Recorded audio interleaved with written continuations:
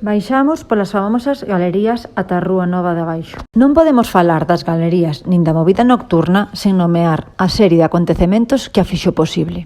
A construción do campus universitario e o aumento de estudiantes despois do baby boom dos anos 60 e 70 fixo que se precisara con urxencia dar cabida a estas xeracións de estudantes fora da cidade vella. Se a iso lle sumamos a demanda de pisos para investir ou vivir por parte dos emigrantes, foi o cóctel perfecto para unha especulación urbanística brutal. Estas galerías nacen do aproveitamento do desnivel entre as rúas. Na parte máis alta estaban os comercios, academias e copisterías. E na zona máis baixa, coincidente ca Rúa Nova de Abaixo, estaban os bares, pubs e hamburgueserías. Algunha delas só tiñan unha pequena cociña e atendían directamente desde a fiestra. Nos 80, cunha recén estreada democracia, miles de xoves de todo Galicia viñeron a estudar aquí e comenzaron a disfrutar da liberdade nestas rúas.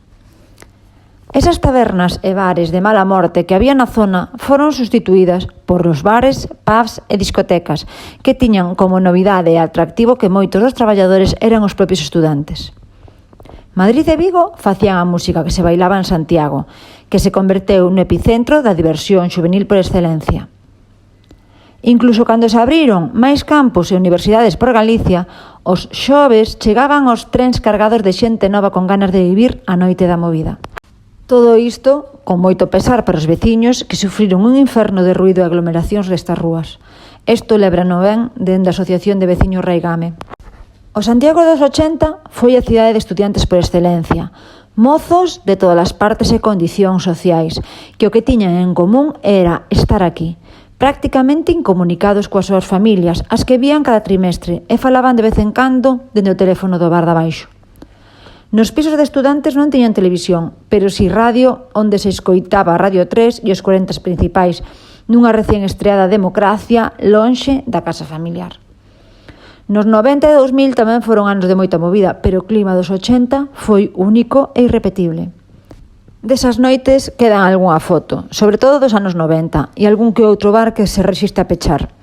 A crise, a lei antibotellón, a diminución do número de estudantes xunto coa creación de campus noutras cidades fixeron o resto.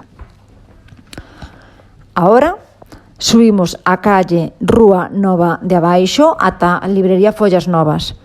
Vamos a parar na parte de arriba da Costa da Camelia. E tamén queremos comentarvos que o nome desta rúa ten como orixe un atallo ata Conxo, pola parte de abaixo do Camiño Novo. Orixinal, non si?